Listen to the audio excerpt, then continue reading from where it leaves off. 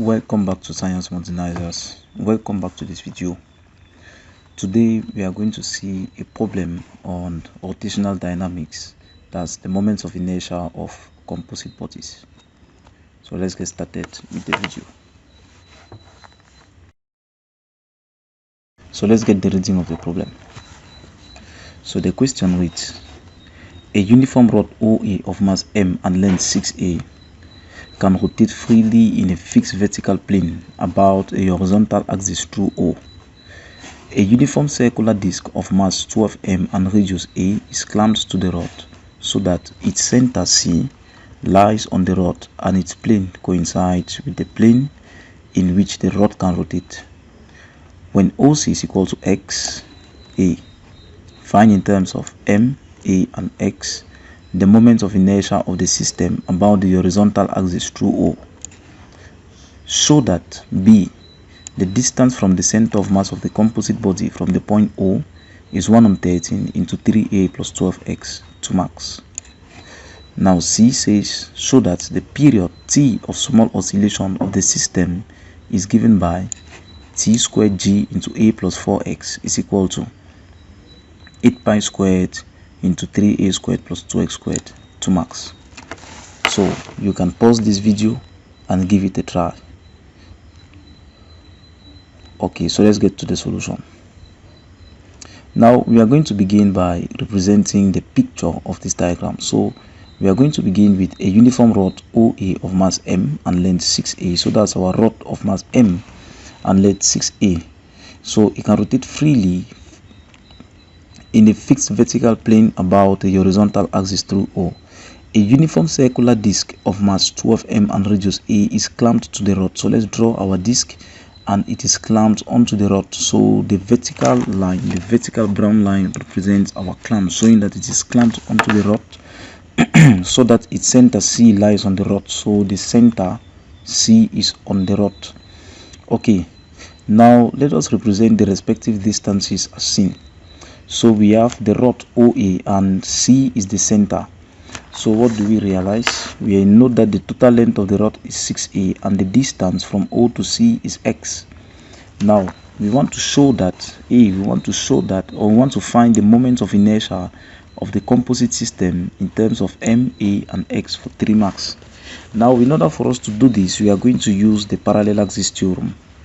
And since we have two composite bodies and we are finding the moment of inertia about the point O, then the moment of inertia of the system will be the moment of inertia of the rod about O plus the moment of inertia of the circular disc about the center plus md square, where the d is the distance from the disc from O, from the center of the disc from O. So that is actually the parallel axis theorem. So now from here we can get the moment of inertia of the system. But since we are calculating the moment of inertia of the system of our rod about one of its ends, we can simply use the generalized formula. So we are going to have that the moment of inertia of the system, that of a rod of mass m and length l about one of its end, the moment of inertia of a rod of mass m and length l about one of its end is given by ml squared divided by 3, and the moment of inertia of a disc about its center of mass is given by mr squared on 2 plus md squared, where this small m is the mass of the disc. So this means if we substitute the values, the moment of inertia of the system will be the mass of the rod is given to be m and the length of the rod is 6a, so divided by 3 plus the mass of our disc was 12m times the radius which is a, so we have it as a squared divided by 2 plus 12m times x squared. So that's the mass of our disc times x squared. So from here we can simplify, and we have that 6 squared is 36, so we have 36 on 3 mx squared plus 6 mx squared plus 12 mx squared. So we can get that the moment of inertia of the system is 18 mx squared plus 12 mx squared. Okay, so we can write it in a more beautiful way. That is, if we factor out 6m on both sides, we are going to have that the moment of inertia will be 6m into 3a squared plus 2x squared. Now let's pass to the second question. The second says show that the distance from the center of mass of the composite body from the point O is 1/3 into 3a plus 12x, 2 marks. So we are going to let G to be the center of mass, and then OG, since we know that to calculate the center of mass of point masses which are at a given distance from the point of consideration, that's O. So our point is O, so we are calculating the center of mass of the whole system about O. So it's going to be the sum of mi times Ri divided by the sum of mi's, where m here is the mass of the respective components and R is the distance of the components from the point in which we are calculating the center of mass. Now, since the center of mass of our rod is midway, since it's a rectangular in nature, so it's going to be midway, then it means that we are going to calculate OG. That will be the mass of our rod, which is m, times 6a divided by 2. So that's the distance of the centroid right up to the end where we are calculating our respective our center of mass, then plus 12m, which is the mass of our disc. Now the distance of the disc from of the center of the disc from O is x, so that will be 12m times x divided by the sum of the masses, which is 12m plus m.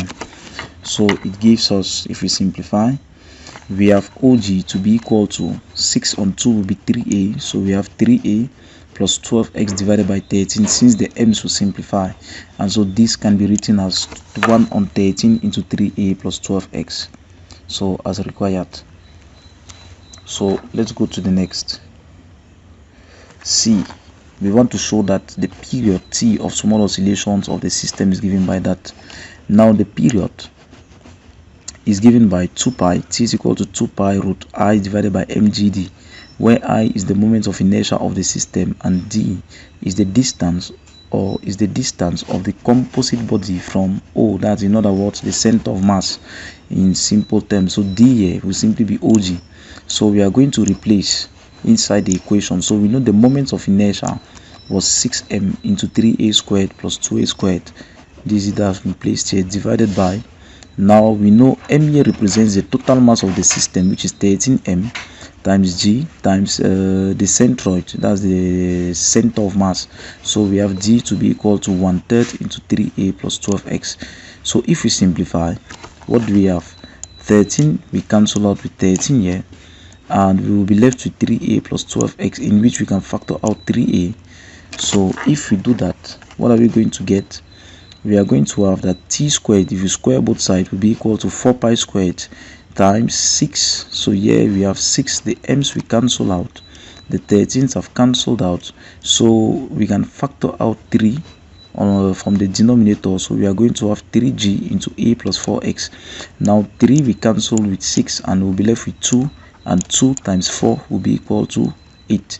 So this gives us 8 pi squared into 3a squared plus 4x x squared, all of that divided by g into a plus 4x, in which if we cross multiply, we have t squared g into a plus 4x is equal to 8 pi squared into 3a squared plus 4x.